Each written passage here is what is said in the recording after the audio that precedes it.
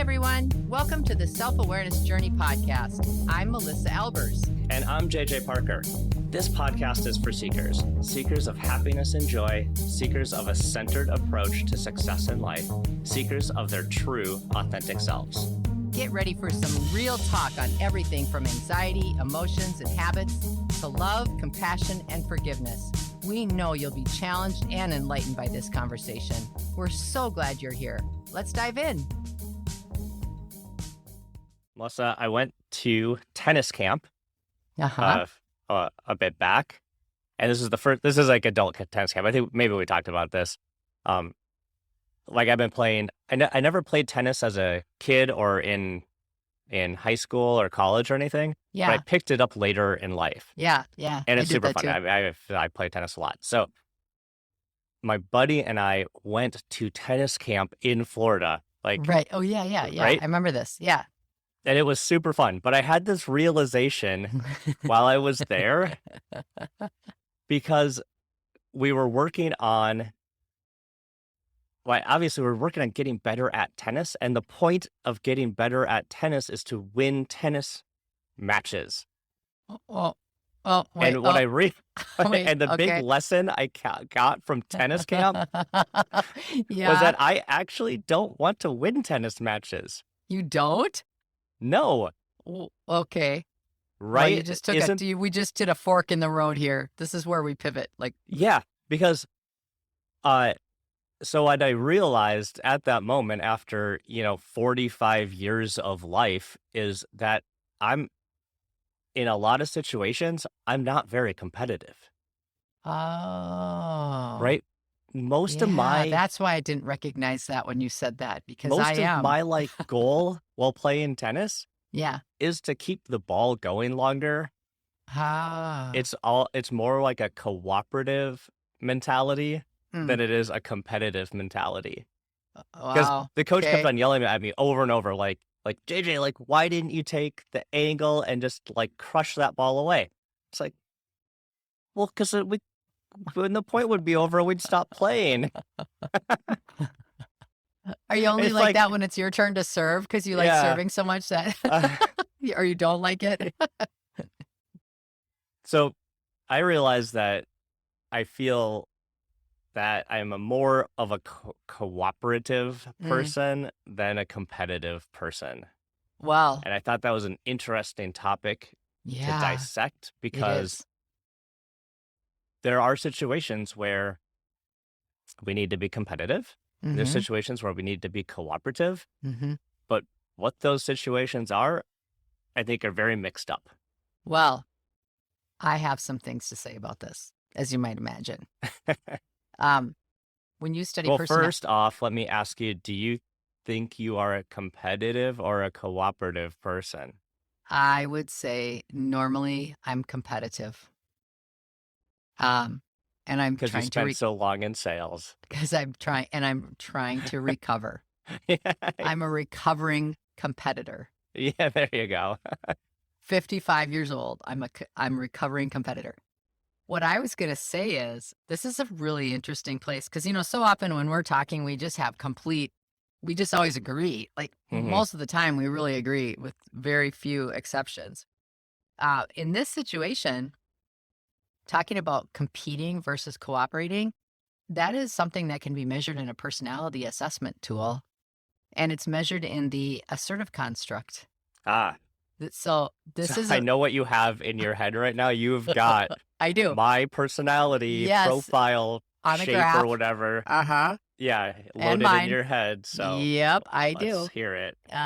And your personality assessment's most subordinate trait is assertiveness. My most dominant trait is assertiveness. Now, this isn't a right or wrong or good or bad. It's an is thing. And if you look at the personality profiles, those that have higher levels of assertiveness have a tendency to have more of that I want to win. We have to win mentality. And there are, 2 out of 4 quadrants of people that are in those two camps where it's like win, win, win, no matter what, right? There's songs about that. Yeah. I just heard that. I want to win, win, win, no matter what. So that was like so you can do personality tests based on the kinds of songs artists Yeah. produced. Wouldn't that be fun, actually? You probably could. Oh, side note. Okay, Probably write that could, down. yeah. Okay. But then there are two quadrants of people that are much more cooperative, where they have a lower level of assertiveness. So they have more of a, I don't need to be in charge. I want to be part of a group. I just want everyone to work well together. It's important that the team is functioning well. And there are places in the world for both camps. Like neither's better or worse. Although it's always funny because whichever camp you're in, you always think your camp is best. It's very funny when you start studying this stuff a little bit. But I think that there's something to be said here about cooperation versus competition, because if left unchecked, or if we don't really understand how we are or why we are that way, it can be like a runaway train in either camp. You know, we can become so cooperative that we don't get a chance to get stuff done in the way that we want. Or we can become so competitive that we alienate people around us or ourselves. Right. You know, so this idea of this mindset is really a vast idea, actually. Yeah, so everyone's probably come across people in both those camps that you explained, like the overly competitive person that becomes so competitive they're like on an island by themselves. Right. They're really hard to be around or deal with. Or the overly cooperative person who just is straight up like a pushover, doesn't seem to have any opinion about anything and just does submits to whatever the group wants to do. Yep. Also very hard to work with. Yep. Yeah. I really like that you just did these two extreme examples, because in personality assessments, I always do that. I always give really big, expanded examples, not because that's where everybody is, but it just makes it easier for people to understand. Yeah. But I have a question for you. Is there value in being more cooperative as opposed to being more competitive? Well, given my personality, like I just did what you always do to me. Yes. Well, the reason I wanted to specifically talk about this was because I think there are some there's some natural brain wiring things happening with individuals. And there's even some like deeper, parts of our brain that are tuned to be competitive in some situations and cooperative in other situations that we're not fully aware of. Yeah.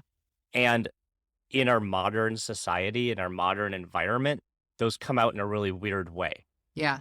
Right. So like, for example, if you watch a couple of kids, like they will straight up fight over food. Right? Like one of them, you give one of them a candy bar and not the other one, and they'll like fight over it. Like it's a food scarcity thing. Right. But many of us don't live in a food scarcity kind of situation. So why are they doing that? Right? Yeah. It's because of like a deep sort of competition for survival, but that doesn't really apply. So if we take that scarcity example and push that into like even the modern workplace, well, us fighting over who gets to use the copy machine first, or like or like who gets the corner off, I don't know, like there's all sorts of things where we'll bring this like scarcity mindset into a situation where scarcity doesn't exist, but the scarcity mindset brings out competition. Like I have to win over that person because there's something scarce. But if scarcity is not there, it doesn't make any sense to be competitive. Right. Well, right. Other than the individual ego. Well, there you go. Yeah. Then we're talking about something deeper. Yeah. About why we're doing something.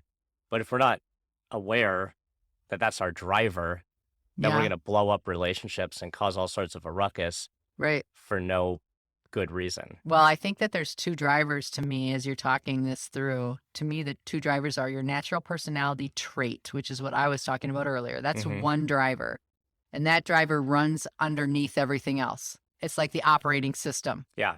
Yep. And then you have the social pressure and the individual's ego to fit in or to measure themselves against other people, where they fit, how they fit in. That's the second driver. And that's the one I think that is the thing that everyone focuses on as the only thing. But it's not actually true. That's not the only thing that drives us. But it's the single thing that we have control over. And it's the single thing that, if left unchecked, can cause a huge ruckus, exactly like you're talking about. Like if you take a group of people, like let's just talk about salespeople, for example. Because salespeople, let's just talk favorite group of competitive people. They have to be drivers, big style. Yeah. And the more they drive, the more successful they will be. That's just fact. And the more money they will make. Like I was a leader of salespeople for a number of years. And if you ever want to drive salespeople, you just dangle carrots. You dangle carrots of money. You dangle carrots of status. You know, that's exactly how you drive those. But even in those groups, like I think that there is some danger in being too competitive. You know, like I think, what did you say? You said cooperative. Cooperative, yeah. I want to introduce another word, not just cooperative, but comparison. What if the middle of cooperative and the extreme opposite is compare? What if it wasn't competition or cooperate, it was compare? Like that's interesting, right? Because it allows for the same driver where you can compare yourself without competing against someone's character or pushing you over to that edge of being too competitive. Exactly. Yeah, exactly. Because we're not going to take out competition. We're not going to take out competitiveness from the human spirit. We're not going to. No, and think about like what the competition has been such a huge driver of like innovation. Oh yeah, exactly. Right? Yeah. The biggest example I always think of like is like the space race. Like we got to the moon because of competition. Right. Yeah. Because we're gonna beat the Russians to the moon or whatever. Like what a huge feat, which was solely rooted in simple competition. Right? Yeah. It is interesting. Yeah, and all like sports. I mean, sports and the whole industry of sports is based on competition. Yep. Right. What you're saying is like the idea that it's actually like you could not go so far and say it's based on comparison. Yeah. Right. That these people can like perform better than the other people. Yeah, I guess the question that's popping in my head in this moment is competition versus cooperation. Are they on the same level of, is it the same stick? Is it one end or the other? I was just going to ask you that. Maybe I have like the wrong thesis here. It's interesting to think this way, though. They are two ends of the same stick. The reason why I thought they were is because so we should talk about the cooperation side, because we spent so much talking about competition because you like that side. I know, it's my normal personality coming through.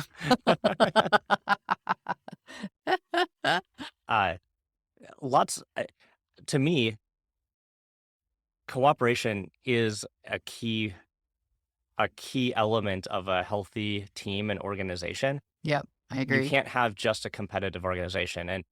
And again, this is going to be my personality style applied to my companies. Yeah. Right. And so I have been known to say things like I don't want any brilliant assholes on the team.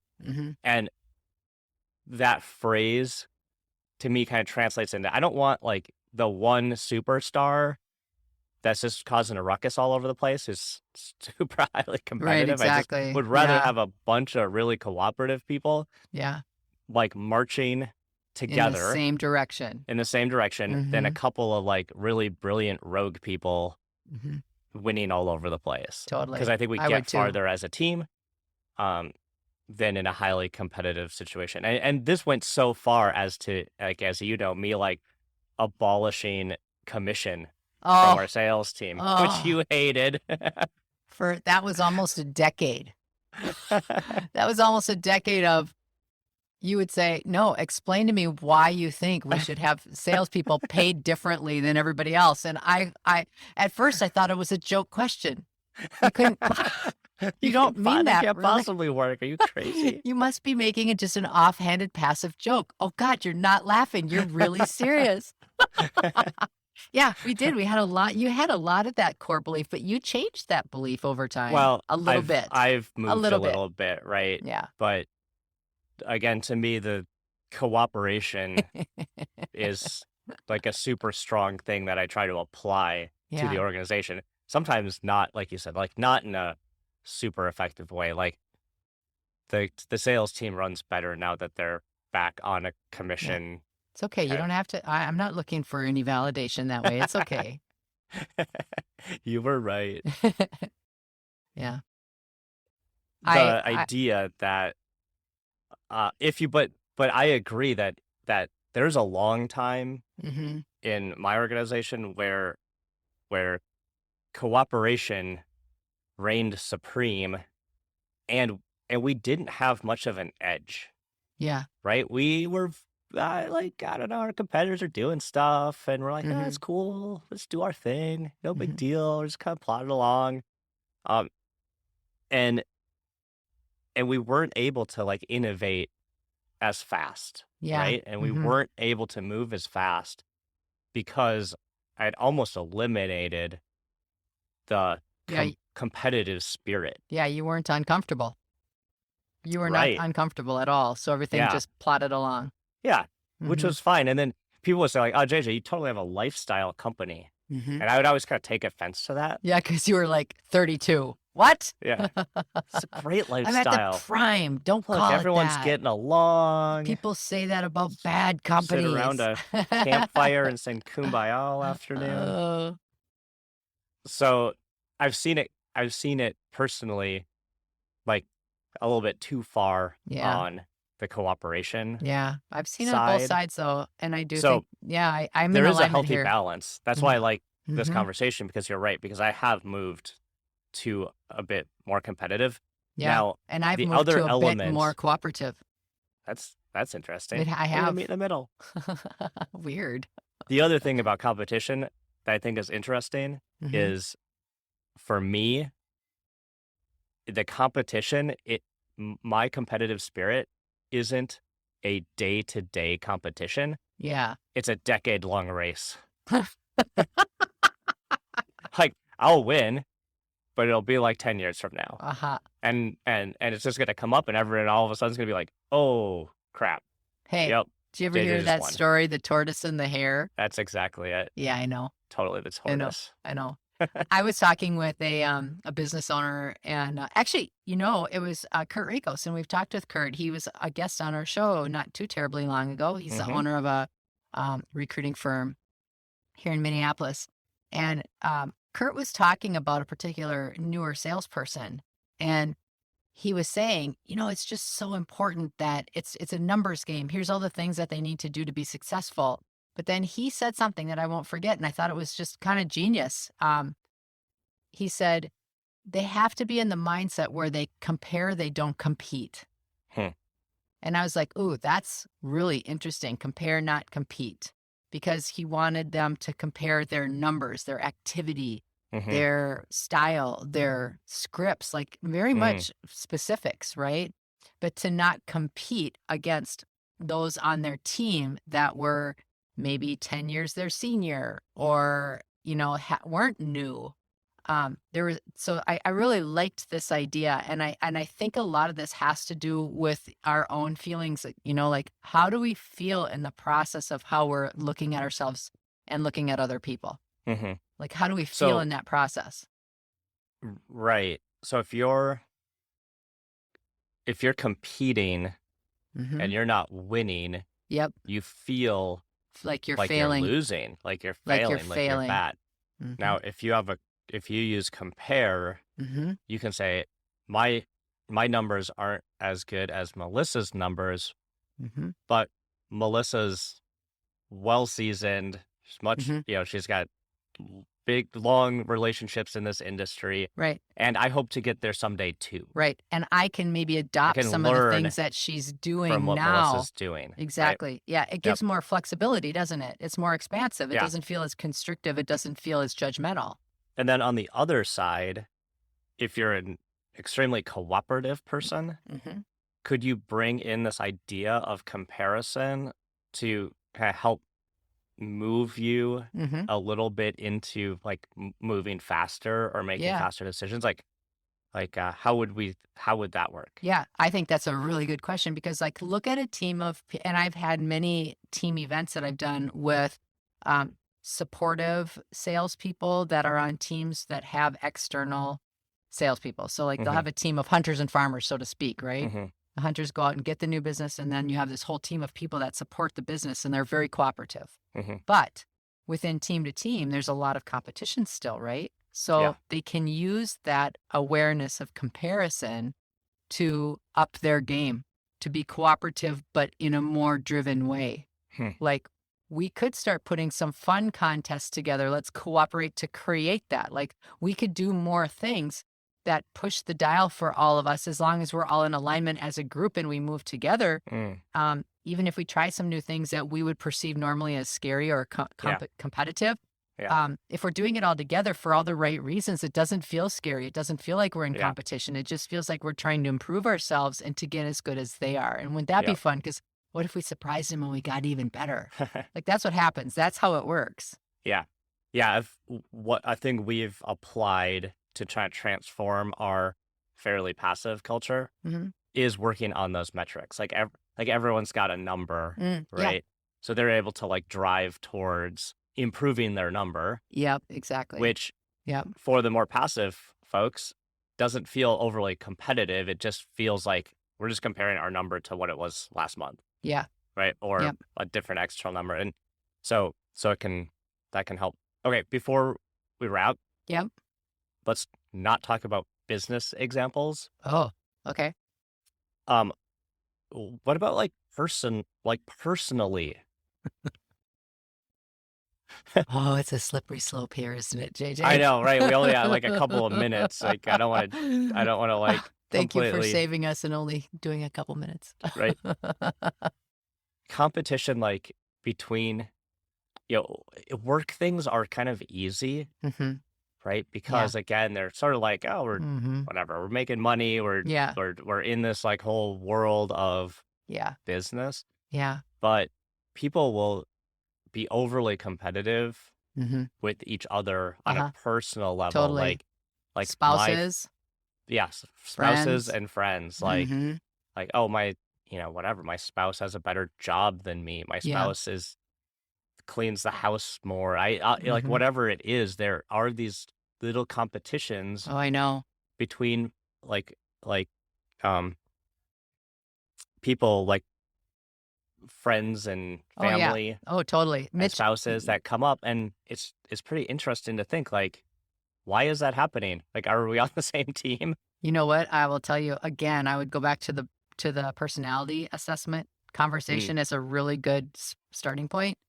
My husband, Mitch, is a firstborn male out of 4 boys. So he's the oldest and male, obviously. And I am an only. And if you look at birth order and you do any studying with those are the 2 most competitive groups there are. And Mitch and I have, honestly, throughout our whole marriage, like that's the thing that there's always some sort of underlying competition over just dumb stuff.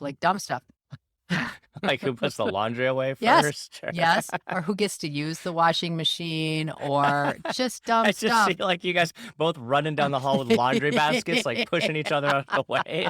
Whose car we're going to take to go on a date. I mean, every single possible thing that we could compete against each other. That sounds super fun. We have. And sometimes it's very, very funny, and we've had hilarious moments. And sometimes we have wanted to take each other out. No doubt about it. So 28 years later, again, we are learning to be more cooperative all the time. So those are those 2 traits that we've tried to tone down a little bit, but oh my gosh, We had more time, but oh darn, look, we're out of time. It's true though. And it's so silly because again, you're on the same team. Yep. It's this natural, I don't know what it is. Yeah, that one of the marriage things I always remember is like this idea that it's not you against your spouse. It's like you and your spouse against the like, world, the world or a problem together. Yeah. And but sometimes it's easy to forget that. I have to tell you, I used to do a lot of work. I had a lot of military contracts when I was in sales. And I'll leave you with this story because it's just a beautiful story. One of the accounts that I had was the 934th Airlift, the Air Reserve in Minneapolis out at the airport. And I did a lot of work with those people. And in that group, there was a married couple. And I'll never forget that I was talking with them and I was saying, boy, you guys have been married for so many years. And they had been married like 30 years, 35 years together. And they worked together too. So they were together all the time. And they had been transferred all over the place together. And I said to her name was Patty. And I said, Patty, I don't understand. How do you guys do this? You know, because they had such a strong marriage. You could feel it when they were together. And I remember her saying, I was like, this is just a hard role that you're in and you've been married so long. How do you do it? And she said, well, when life gets scary, we just hang on and shake together. That's what she said. And I just remember thinking that is the most beautiful thing to say. And it just came right off the top of her head. That's awesome. Yeah, that's pretty cool. Well, I think everyone can think about how they fit into a competitive or cooperative team or environment or relationship. And don't judge yourself. Don't judge yourself. No. Yeah.